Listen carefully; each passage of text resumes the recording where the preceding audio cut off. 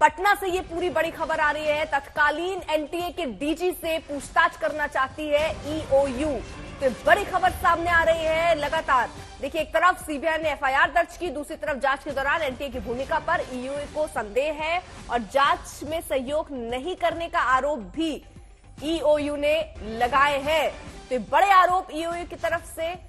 जांच के दौरान एनटीए की भूमिका पर ईओयू को संदेह नजर आ रहा है। शशि भूषण हमारे साथ, हमारे सहयोगी इस वक्त जुड़ चुके हैं। किस तरीके का ये संदेह, किस तरह जांच में सहयोग नहीं कर रहे हैं और आगे अब क्या हो सकता है? देखिए अर्पिता, जो सबसे पहली बात यह कि कल ही देर रात ये तय हो गया था कि जो सीबीआई है वो इस मामले की जांच करेगी। और अगर पटना की बात करूं तो यहाँ जो ईओयू आर्थिक अपराध इकाई, जिससे अकेले इस पूरे नीट पेपर लीक के तार जोड़े हैं अलग अलग राज्यों से, झारखंड से लेकर के बिहार और जो यूपी तक की बात आ रही है, और लगातार छापेमारी करती रही ईओयू की टीम। और जो अब तक उन्होंने अचीव किया है, मतलब ईओयू की टीम ने अब तक जो अचीव किया है जांच में, उसको थोड़ी निराशा हुई है। क्योंकि जो अधिकारी हैं उनसे ऑफिशियल बयान तो नहीं आ रहे हैं, लेकिन हमारी जो बातचीत हो रही है उनका ये कहना है कि हम तो बस सब अंतिम कड़ी के करीब थे और अचानक से सीबीआई जांच की अनुशंसा हो गई।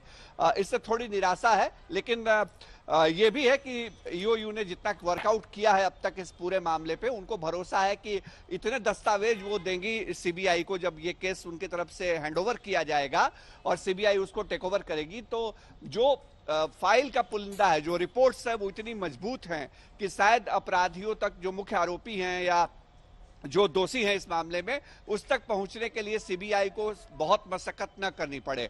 और देखिए, हमारी बातचीत हो रही थी जिन लोगों से, जो हमारे सोर्सेज हैं ईओयू में, उनका यह कहना था कि हमने हफ्ते भर पहले एनटीए को एक लेटर लिखा था, उनसे तथ्यों के बारे में जानकारी मांगी थी। और जब हम जांच कर रहे थे, इस पूरे मामले की ईओयू टीम जांच कर रही थी, तो उस दौरान कई ऐसी चीजें सामने आई जो सीधे सीधे इस बात का इशारा कर रही थी कि एनटीए ने सही तरीके से काम नहीं किया या एनटीए के अंदर कहीं कोई छेद है और बड़ा छेद है।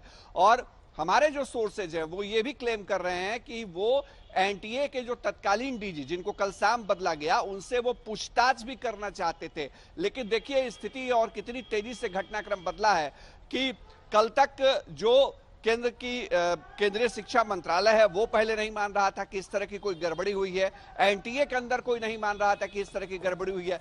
सिर्फ और सिर्फ ईओयू जो सोर्सेज बेस्ड जानकारी हम तक साझा कर रही थी, वो ये क्लेम कर रही थी कि हमने तार जोड़े हैं और नीट पेपर लीक हुआ है। और ये जानकारी उन्होंने हफ्ते भर पहले एनटीए को भेज दी थी कि भाई हमारे पास इतने पुख्ता सबूत हैं कि हम ये बता सकें कि पेपर लीक हुआ है। तार उन्होंने जोड़ लिए थे।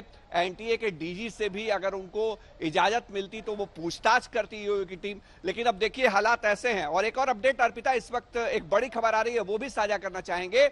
जो देवघर से 6 आरोपी कल पकड़े गए थे, जिनसे लगातार 18-19 घंटे से पूछताछ ईओयू की टीम कर रही थी, उनको अब ईओयू की टीम जो है वो लेके निकली है।